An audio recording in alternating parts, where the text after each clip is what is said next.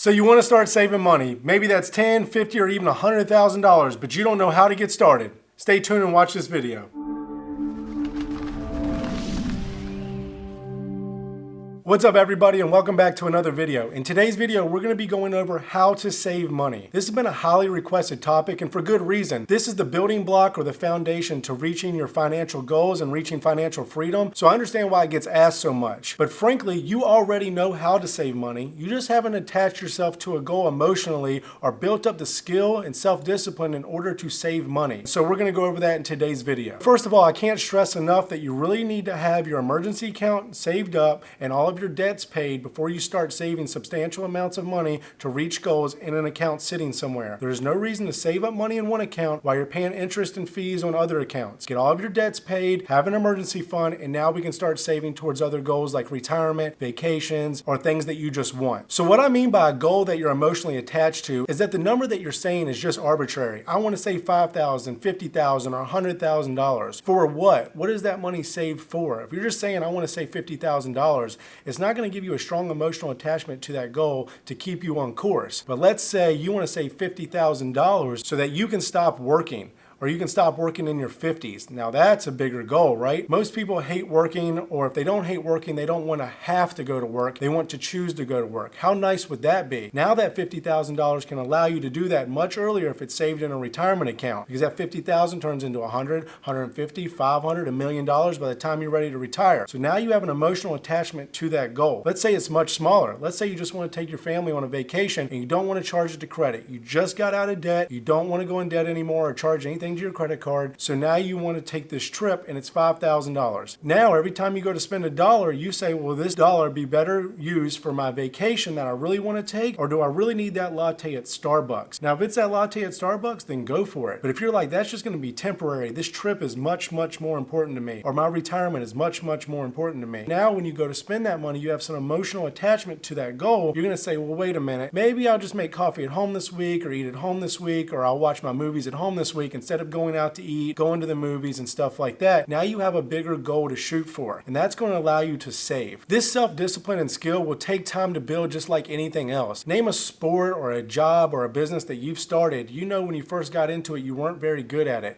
You had to develop the skills, the passion, and the self-discipline to become good at it. And most of us already have self-discipline. Most of us go to work every day, wake up every day, take care of our kids, go to the gym. We have self-discipline, but that's because we've attached goals that are big enough to keep us motivated to keep doing them. The gym so we don't get overweight or look out of shape. Our job so that we don't lose our house. Taking care of our kids because we get that emotional feedback. They love us and we love them. Whatever the case may be, you have a strong emotional attachment to it. And you have developed that discipline and skill over time in order to keep doing it and repeating it and make sure you do it every day. And saving money is no different and should be looked at the same way. So you will have slip-ups from time to time when you start saving money. I had slip-ups in my younger 20s, but I appreciate them because they taught me lessons about money. Now I know better and I'm able to save even more. So my wife and I, we've been so self-disciplined for so long, we could have a lot of things that we want now that we work for and we still don't. Like I really want a luxury car, right? I've always wanted one. But I know if I go buy a $200,000 car, that's an investment opportunity or an opportunity cost that I would be losing on investing that same amount of money in real estate that's going to give me an ROI. I'm going to lose money on the car, I'll get an ROI on the property, and that self-discipline just keeps carrying and carrying and carrying. Now one day you will be able to loosen the reins, and I'm not very good at that, admittedly. I will be frugal to the day I die. Probably because I've worked on it for so long and it has served me so well, I don't want to give up on it or just cast it aside. I think it will serve me well into my 60s, and no matter how much money I end up having, I will always be frugal. I often tell people that you could give most people a $100,000 salary and give me a $50,000 salary. In over 3 years, I am pretty confident that I will have much more money saved up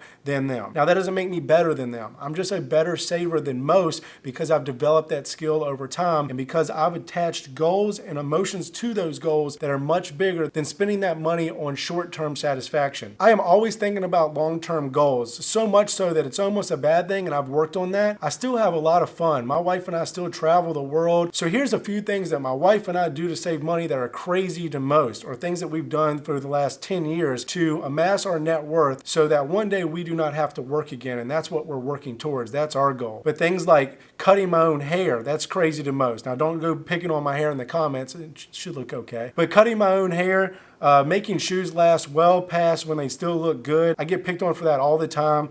When we go out to dinner or drinks with friends, we don't drink or eat big meals. Oftentimes we'll share an appetizer and we get looked at crazy for that. We hardly eat out. When I said we eat out, maybe we eat out 4 to 5 times a year and never at a big fancy restaurant. I can't remember the last time that we've spent more than $25 between the two of us on a dinner out. So that's no big restaurants like Applebee's or Olive Garden or anything like that. Clothes shopping. We rarely clothes shop. We really only buy something if it needs replaced. I have bought these shirts recently for my company, but other than that, both of us can fit all of our clothes into a small closet, and we like it that way. We are minimalist. We're not saying that you have to be in order to save money, but it does help us save even more money, and frankly, we just don't like clutter. When we travel, we shop for the best deals possible. We'll oftentimes spend 2 to 3 weeks shopping around hotels, flights, accommodations, excursions, and we make sure we price out the best possible prices and times to go so we can get the most bang for our buck when we do travel. Here's one that'll be crazy to you. Since moving here, my wife and I were travel nursing before we came here. Since moving here, we have lived out of suitcases, and what I mean by that is we still haven't bought dressers. It's really hard for me. It's just my wife and I, and we had our suitcases, and that's kind of our dressers. Like, we have a closet, we hang a lot of our stuff up, but all the other stuff, socks and underwear and all that, just stay in our suitcases in our room, because I went furniture shopping and I just could not bear to spend $400, $500, $800 on a set of dressers that my suitcase does the same thing. Nobody can judge us because they're not coming in our bedroom. Well, you can judge us if you like for using suitcases, but that's $800 I'm able to put in the stock market. That's $800 I'm able to put towards a home. And these are just a few ways that we are frugal. We do above and beyond what most people would, but that's because we have goals above and beyond what most people's are. So just like the famous Dave Ramsey quote, I'm not sure if it's his or not, but live today like nobody else so you can live and give like nobody else later. And I love that quote, and we live by that to this day. So like I said, there's all types of ways you can save money, and I think you can just Google how to save money on this or that, but that's not the root of the problem. The root of the problem is you know how to save money, you're just not driven enough in order to do so. So you really need to sit down, you need to figure out amounts. Amounts is still important, but bigger than that is what are you going to use that money for? Why does saving that $100 this weekend versus going out and drinking and eating and putting that money into another account, why is it so much better than that weekend out? And you have to determine that. And for some, that will be like, there's nothing more important than that, and that's fine. Again, I'm not trying to change anybody's mind here. If you are happy with the amount of money you have now, what you make now, the debt you carry now, then fine. I am not trying to change that. If you're happy, that's key. But if you are unhappy, then you need to figure out a way out of that situation, and saving money is a great start. And I do believe that you should at least try to save up $10,000 in an account before you start investing.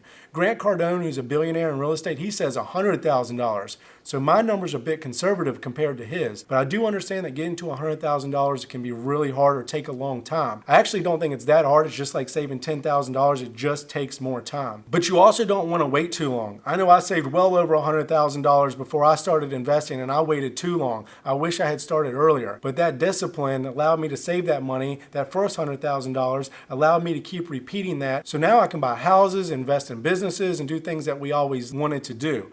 A perfect example is the gym Rihanna and I own. We've always wanted to own a gym, and now we own a gym. And if I didn't have the self-discipline, if she didn't have the self-discipline, in order to save that money and invest it, we would have never have had that experience. So I want you to start working on something. I want you to start writing your goals down and attaching something that's huge, emotional attachment to that goal, so that way you will stick to it. Let's start working on that self-discipline and that skill and building up that ability to save money on the regular. I know this can be extremely hard to do this on your own and develop this self-discipline, especially when you've been taught and been acting in one way this entire time, but that's why I am here. That's why I help coach people. I'm not telling you have to go with me, but just like somebody at the gym who gets a personal trainer, I'm a personal trainer with people's finances, and I love to do it, and I have a passion for it. So if you need that help, feel free to reach out. Thank you guys, as always, for watching these videos. If they help you at all, please click subscribe below. It helps this channel grow so that I can reach and help more people just like you. I appreciate you watching, and I'll see you in the next video.